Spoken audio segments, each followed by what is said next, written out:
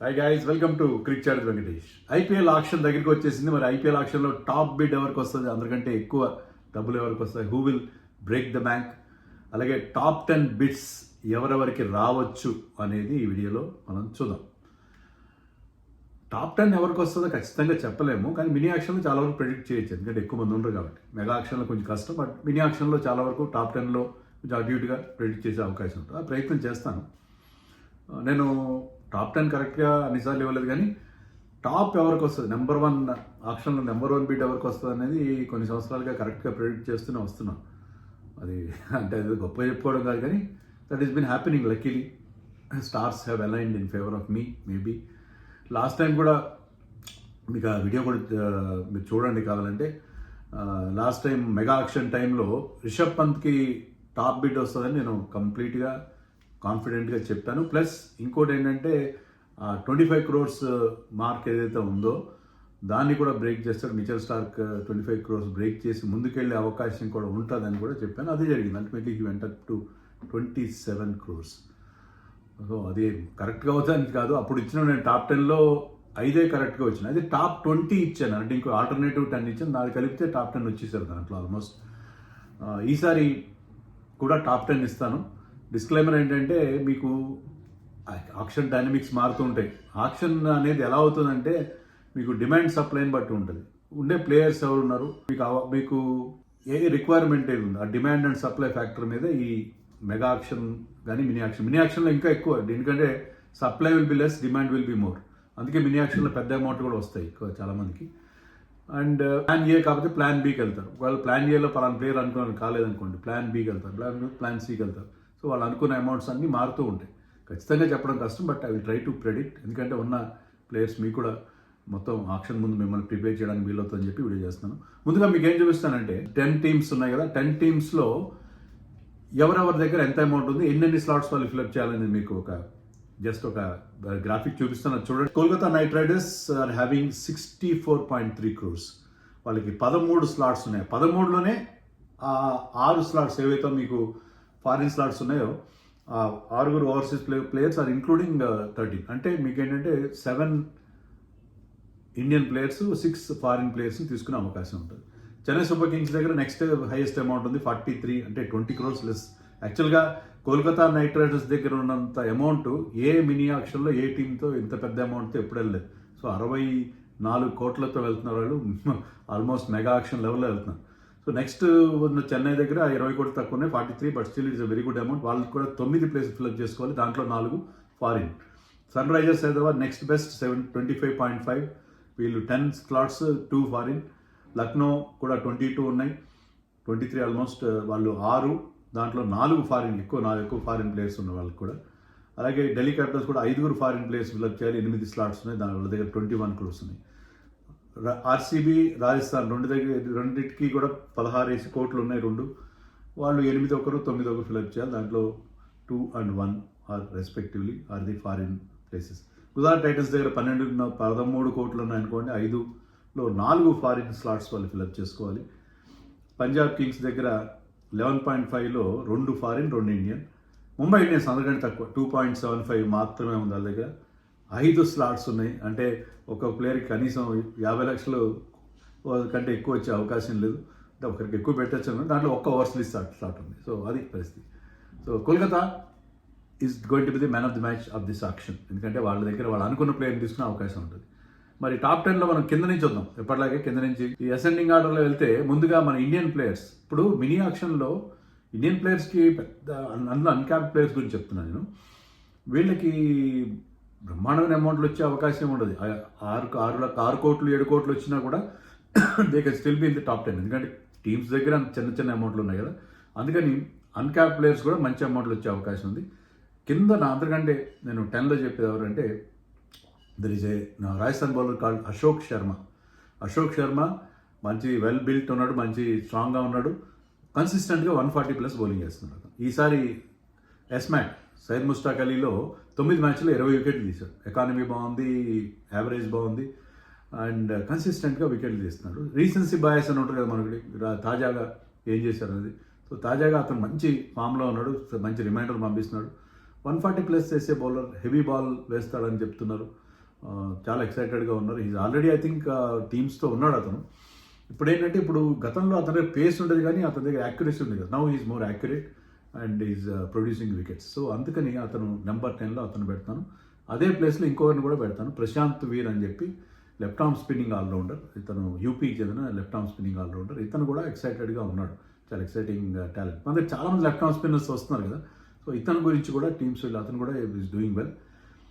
Number 9లో మనకి Aaqib Nabi from Jammu Kashmir. Aaqib Dar అంటున్నారు ఇప్పుడు, అలా రిజిస్టర్ అయ్యాడు. ఆకిబ్ దార్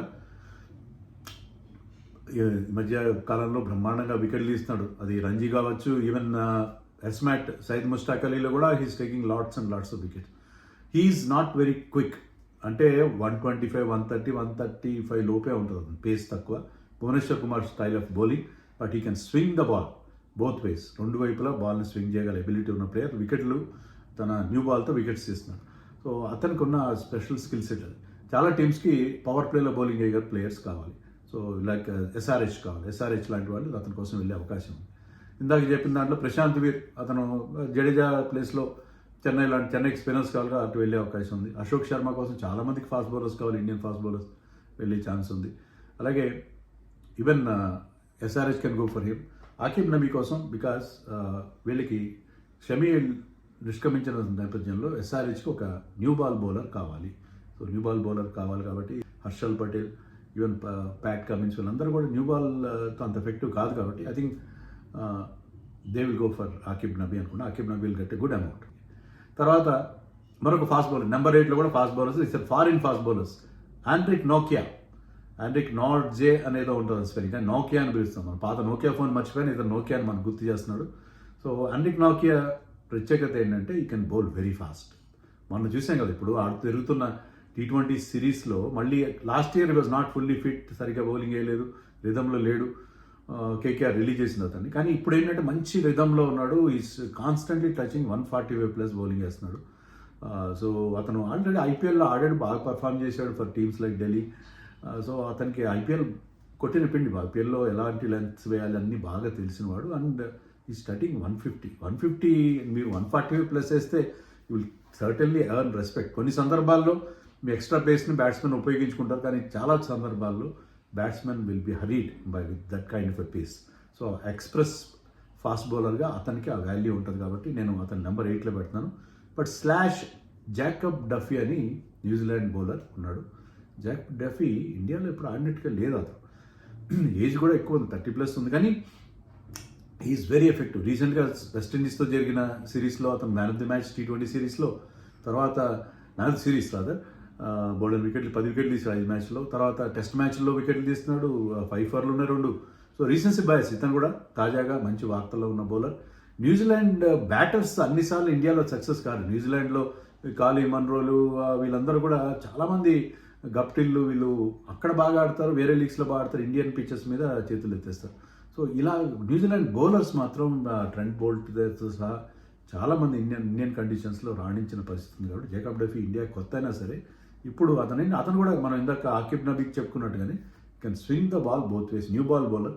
సో చాలా టీమ్స్కి ఇంక్లూడింగ్ ఎస్ఆర్హెచ్ లాంటి teams, SRH might not be willing to afford one more foreign pacer, but still చాలా టీమ్స్కి న్యూ బాల్ బౌలర్ కావాలి. న్యూ బాల్తో ఎఫెక్టివ్గా వికెట్లు అంటే ట్రెంట్ బోల్ట్ టైప్ ఆఫ్ బౌలర్గా అతన్ని జాకబ్ డఫీని మనం చెప్పుకోవచ్చు. సో జాకబ్ డఫీ / నోకియా at నెంబర్ 8. నెంబర్ 7లో క్వింటన్ డీకాక్ ఒరిజినల్గా లిస్ట్లో లేడు, అతన్ని యాడ్ చేశారు. ఒక ఫ్రాంచైజ్ వాళ్ళు కోరి మరి అతన్ని లాస్ట్ మినిట్లో యాడ్ చేయించారు. అంటే అది ఏదో దొడిదారిని కాదు, యాక్చువల్గా అది ఆ ప్రొవిజన్ ఉంది ఐపీఎల్లో. ఆ ప్రొవిజన్ ప్రకారం ఫైనల్ లిస్ట్ వచ్చే లోపల యాడ్ చేసుకొని అతను యాడ్ చేసినప్పుడు యాడ్ చేశారు కాబట్టి వాళ్ళు ఖచ్చితంగా అతను అందులో ఇది కూడా ఇక్కడ రీసెన్సీ బాయస్ ఉంది. ఇక్కడ అతను మొన్న ఒక 100 కొట్టాడు వన్ డేస్లో, T20లో ఒక 90 కొట్టాడు, అదర్ కొట్టాడు, చూసాం కదా మనం. So Quinton de Kock in that kind of form. అతను మన చండీగఢ్లో ఆడిన నాకైతే 7 6లు కొట్టాడు ఆ మ్యాచ్లో.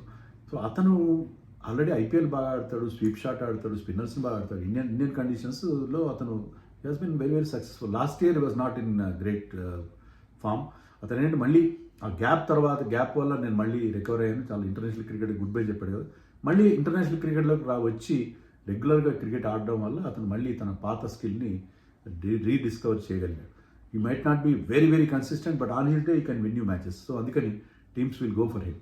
సో అతన్ని బ్యాట్స్మెన్గా ఎందుకంటే ఇప్పుడు మీకు కేకేఆర్కి కీపర్ కావాలి, ముంబై కూడా might go for another keeper. వాళ్ళకి రికెల్టన్ ఉన్నప్పటికీ కూడా, రికెల్టన్ అండ్ రాబిన్ మీన్స్ లాంటి వాళ్ళు ఉన్నప్పటికీ కూడా Mumbai might go for another keeper.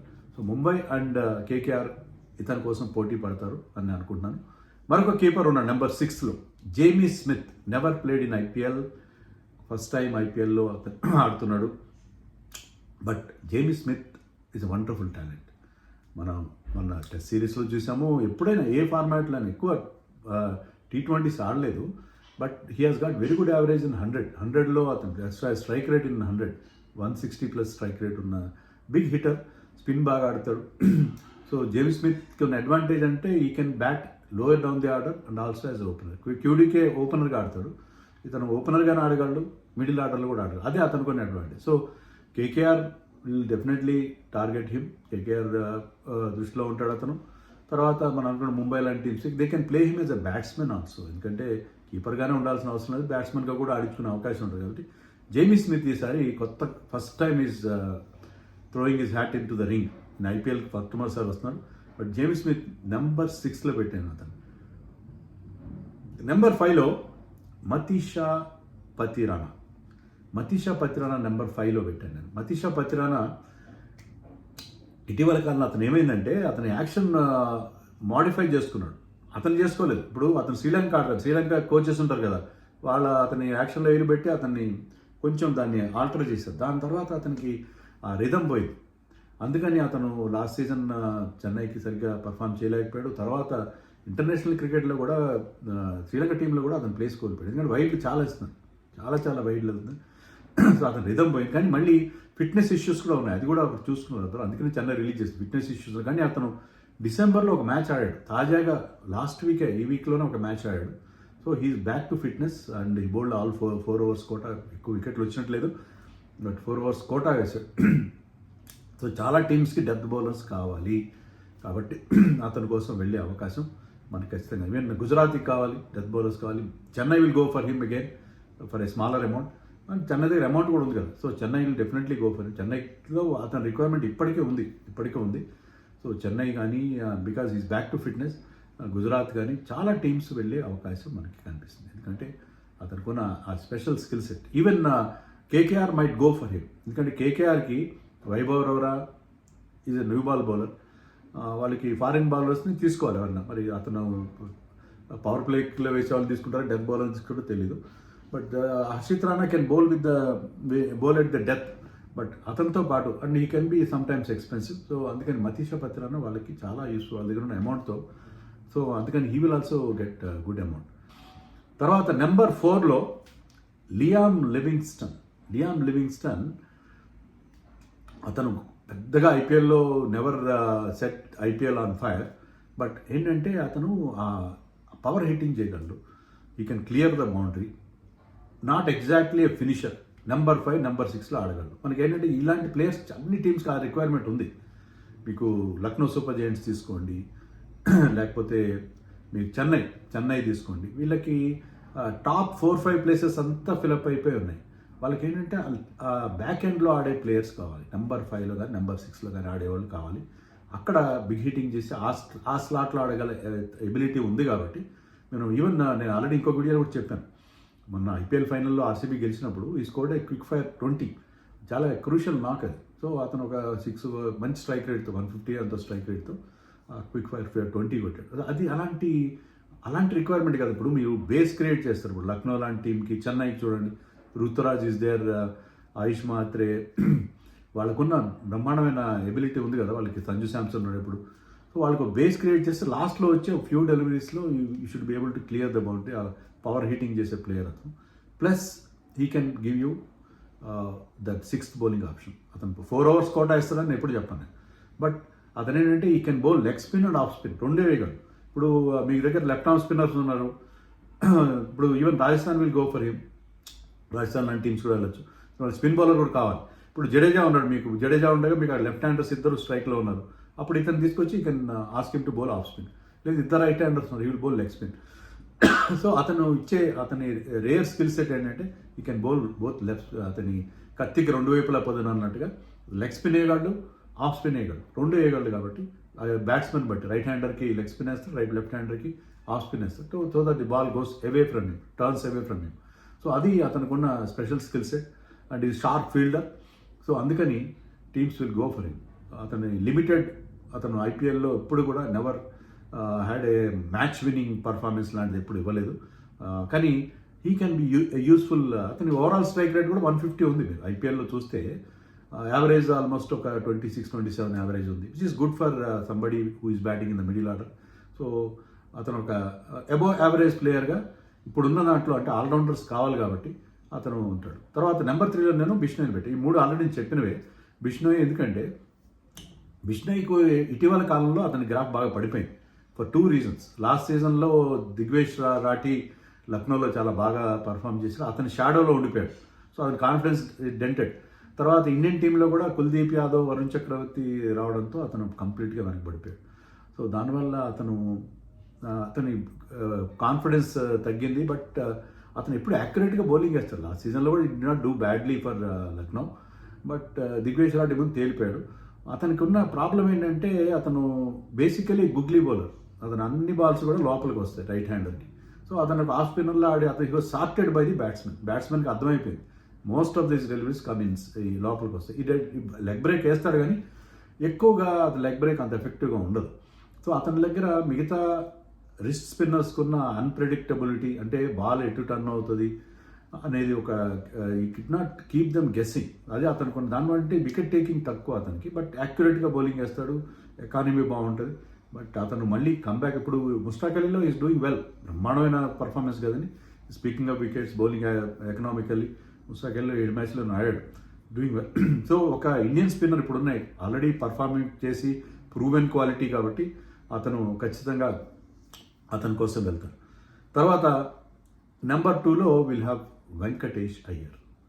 Venkatesh Iyer number 2లో ఎందుకు పెట్టారంటే, ఇప్పుడు ఉన్న ఇండియన్ బ్యాటర్స్ మీరు తీసుకోండి, ఎవరున్నారు మీకు ఖచ్చితంగా పర్ఫామ్ చేస్తారని నమ్మకం ఉండేది?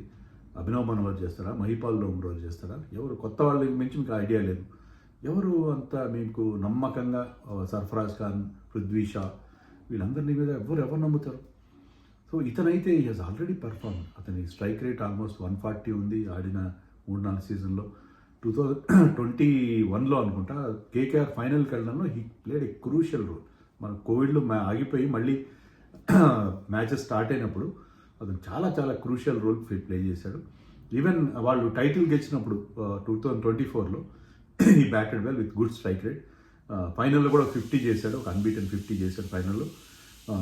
ఈవెన్ అంతకుముందు 2021లో వాళ్ళు ఫైనల్ ఆడినప్పుడు కూడా ఈ స్కోర్డ్ 50.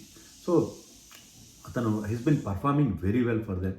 ఓన్లీ లాస్ట్ సీజన్లో ఏంటంటే ఆ ప్రైస్ ట్యాగ్ ప్రెజర్ వచ్చేసింది అతను మీద. 23.5 కోట్లు, 24 కోట్లు ఆల్మోస్ట్ పెడితే ఆ ప్రైస్ ట్యాగ్ ప్రెజర్ వల్ల లాస్ట్ సీజన్లో he did not do well. అతను బౌలర్గా పెద్ద మన ఆల్రౌండర్గా చెప్పుకోవాల్సిన అవసరం. బ్యాట్స్మెన్గా who can bat at number 5. He batted at number 5 for KKR. Opener కావాలంటే ఓపెన్ చేయగలుగుతాడు. ఓపెనర్గానే అతను 21-22లో ఓపెనర్గానే you can open the batting, you can play in the middle order. అతనుకున్న అడ్వాంటేజ్ ఏంటంటే అతను ప్రూవెన్ ఆల్రెడీ ఐపీఎల్లో has done well, been there, done that. So ఇలాంటి ప్లేయర్ని ఎవరు వదులుకుంటారు? ఏ టీం అయినా ట్రై చేస్తారు. చెన్నై సూపర్ కింగ్స్, ఎందుకంటే అయ్యర్ అని పేరు ఉంది, తమిళ పేరు ఉంది కదా. సో చెన్నై సూపర్ కింగ్స్కి అది బాగా కలిసి వస్తుంది. అంటే వెంకటేష్ అనే పేరులో కూడా ఒక వైబ్రేషన్ ఉంటుంది కదా, మీరు ఒప్పుకోకపోయినా. So Venkatesh Iyer will go for a big amount once again. అంటే మళ్ళీ అప్పుడులా 23 కోట్లు అని కాదు, సెకండ్ బెస్ట్ వస్తాడని నాకు ఎందుకో my gut feel says that. First player తర్వాత సెకండ్ ఇతనికి, ఎందుకంటే teams will go for him. Even KKR will definitely అతను మళ్ళీ, అంటే అన్ని కోట్లు 23 కోట్లు పెట్టేంత పరిస్థితి ఉన్నది. కేకేఆర్, చెన్నై, ఈవెన్ చాలా teams Lucknow will go for him. అంటే 20 crores ఉన్న వాళ్ళు ఉన్నారు కదా, వాళ్ళు డెఫినెట్గా వెళ్తారు అతని కోసం. ఇండియన్ బ్యాట్స్మెన్ ఎవరు, మిగతా వాళ్ళు ఎవరు పర్ఫామ్ చేస్తారో నమ్మకం లేదు. కొత్త వాళ్ళ గురించి మనకి ఐడియా లేదు, క్వశ్చన్ మార్క్ కొత్త వాళ్ళ మీద. పాత వాళ్ళు ఎవరు అంతా బ్లో హాట్ బ్లో కోల్డ్లే ఉన్నారు, ఒకసారి బాగా ఆడతారు, ఒకసారి బాగా ఆడరు.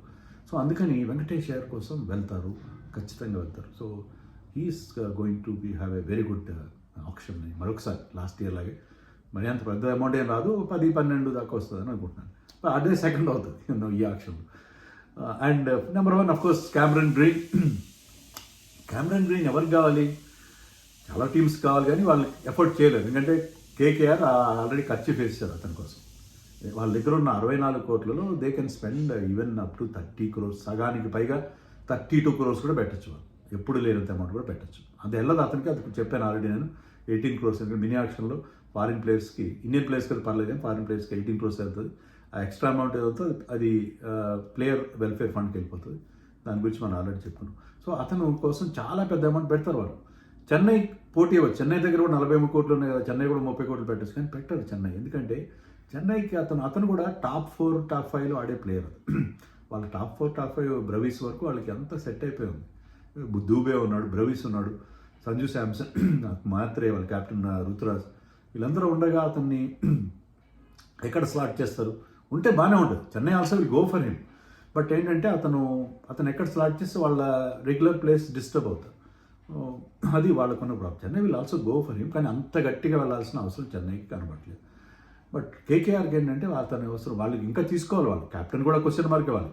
Even they need a opener, keeper కావాలి వాళ్ళకి, ఒక మంచి fast bowler, foreign fast bowler కావాలి. రిక్వైర్మెంట్ ఉంది, కానీ అమౌంట్ కూడా ఉంది కదా వాళ్ళకి. సో వాళ్ళు అమౌంట్ ఉంది, వాళ్ళు వెళ్తారు. మిగతా వాళ్ళు బట్ మరి ఒకరే అంత కేకేఆర్కే అతను వెళ్తారు, మిగతా వాళ్ళు కామ్గా ఉంటారో ఉండరు. మన ఆయన ఉన్నాడు కదా గ్రంథి కిరణ్, ఆయన ప్యాడిల్ లేపుతూనే ఉంటాడు ఢిల్లీ క్యాపిటల్స్. సో మనకి దక్కపోతే ఇప్పుడు అవతల డబ్బులు ఖర్చు పెట్టిద్దామని చెప్పి other teams will జాకప్ his price. ఎందుకంటే వాళ్ళు కనీసం వాళ్ళు లక్కీగా కేకేఆర్ వద్దనుకుందనుకోండి, మేము లియామ్ లిమ్స్టన్ తీసుకుంటే ఇతను అక్కర్లేదు మాకు అనుకుంటే, they can get him for 15 crores. 15 crores అతను తీసుకోవడానికి, ఈ కళ్ళకి అతను తీసుకోండి. ఈవెన్ 25 crores ఉన్న teams like even SRH will go for him. He's from Australia, Pat Cummins team అది. సో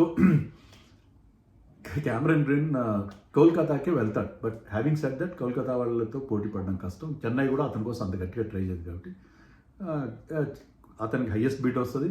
నేను కోల్కతాకే వెళ్తాడని సేఫ్గా చెప్పడానికి నేను సాహసిస్తున్నాను. అది it might happen, it might not happen. So నేను చెప్పిన 10 పేర్లో 11, 12 పేర్లు చెప్పాను. అంటే కొన్ని స్లాష్లు ఉన్నాయి, ఒక డజన్ పేర్లు చెప్పాను. డజన్లో 10 వస్తారా?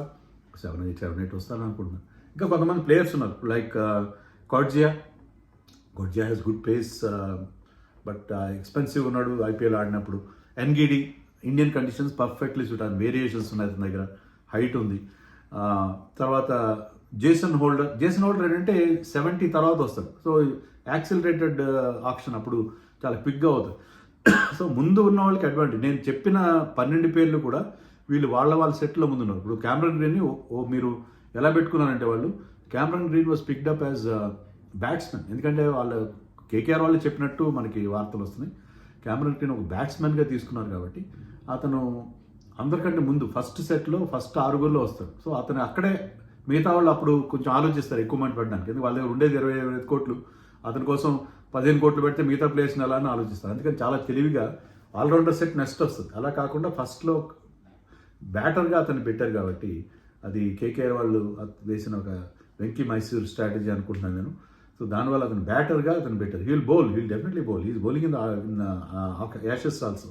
కానీ బ్యాటర్గా పెట్టడం వల్ల తక్కువ అమౌంట్ ఉండే టీమ్స్ ఆలోచిస్తే 1-2 సార్లు అదే ఇతని మీద మనం 15 putting all eggs in 1 basket అని చెప్పి. సో అలాగని వెంకటేష్ అయ్యర్ ఏమో ఆల్రౌండర్స్లో ఫస్ట్ సెట్లో ఉన్నాడు, బిష్ణోయ్ స్పిన్నర్స్లో ఫస్ట్ సెట్లో ఉన్నాడు, లియామ్ లిమ్స్టన్ ఆల్రౌండర్స్లో వెంకటేష్ అయ్యర్తో పాటు ఫస్ట్ సెట్లో ఉన్నాడు, మతీషా పత్రానా ఫాస్ట్ బౌలర్స్లో ఫస్ట్ సెట్లో ఉన్నాడు. నేను చెప్పిన డజన్ పేర్లు కూడా వాళ్ళు సెట్ వాళ్ళ గ్రూపింగ్స్లో అన్క్యాప్డ్ వాళ్ళలో ఫస్ట్ సెట్లో అలా ఉండడం వల్ల మీకు అడ్వాంటేజ్ అవుతుంది. అప్పుడులో అమౌంట్ ఉంటుంది, మనం అంతే కదా. ఇప్పుడు నెల జీతం వస్తుంది శాలరీడ్ పీపుల్కి, ఫస్ట్ వీక్లో ఖర్చు పెట్టినట్టు మీరు second week, third week, last week వచ్చేసరికి జేబు ఖాళీ అయిపోతుంది. సో ఇది కూడా అంతే, ఆక్షన్లో కూడా same analogy will apply. So అది పరిస్థితి. సో దానివల్ల ఇంకా జేక్ ఫ్రేజర్ మెక్గర్గ్ ఉన్నాడు, మీకు జేసన్ హోల్డర్ చెప్పాను కదా లేట్, కైల్ జేమిసన్ ఫైనల్లో బాగా బౌలింగ్ చేశాడు, టాల్ మ్యాన్. మైకేల్ బ్రేస్వెల్ మరొక లియామ్ లివింగ్స్టన్ లాంటి spin bowling allrounder who bats down the order. అతనికి ఆర్సీబీకి ఆడాడు కూడా గతంలో, పర్లేదు with reasonable success he played in IPL. Waqar Salamkheil అని ఒక chinaman bowler, left arm wrist spinner ఉన్నాడు ఫ్రమ్ ఆఫ్ఘనిస్తాన్. ఇలాంటి వాళ్ళు కొంతమంది సర్ప్రైజ్ ప్యాకెట్గా కూడా ఎమర్జ్ అయ్యే అవకాశం మనకి కనిపిస్తుంది. So Kyle Jamieson is one man who can break in to the top 10 అని నాకు అనిపిస్తుంది. కైల్ జేమిసన్ కూడా కింద ఉన్నాడు, అతను అన్ఫార్చునేట్లీ అతను మొదటి సెట్స్లో లేడు, 70 తర్వాత యాక్సిలరేటెడ్ ఆక్షన్లో ఉన్నాడు. సో ఇలాంటి చిన్న చిన్న ఆక్షన్లో వాళ్ళు ఎక్కడ వస్తారు, ఆ టైంలో ఎలా ఉంటారు అనేది కూడా ఫ్యాక్టర్. బట్ ఓవరాల్గా ఇది నా టాప్ 10. సో ఇది కరెక్ట్ కాదని మీరు అనుకుంటే మీ టాప్ 10 ఇవ్వండి, మీ టాప్ 10 ఇవ్వండి, చూద్దాం. మీ టాప్ 10 కింద ఇచ్చారనుకోండి కామెంట్స్లో, ఒకవేళ మీ టాప్ 10లో 7-8 మంది వస్తే మనం మళ్ళీ దాని గురించి మనం మాట్లాడుకుందాం. కమ్యూనిటీ ట్యాబ్ కూడా ఉంది, దాంట్లో కూడా మీరు పెట్టి మళ్ళీ మనం దాని గురించి కూడా డిస్కస్ చేయాలి. మీ దాంట్లో వచ్చిన వాళ్ళు నాకు చెప్పండి. నేను పిక్ చేసిన దాంట్లో, నేను కామెంట్స్లో పెట్టిన దాంట్లో నా దాంట్లో 8 వచ్చినాయి, లేకపోతే 7 వచ్చినాయి, 6 వచ్చినాయి అని చెప్తే వాళ్ళ పేర్లు నేను నెక్స్ట్ ఆప్షన్ తర్వాత చేసే వీడియోలో చెప్పే ప్రయత్నం చేస్తాను. ప్రస్తుతానికి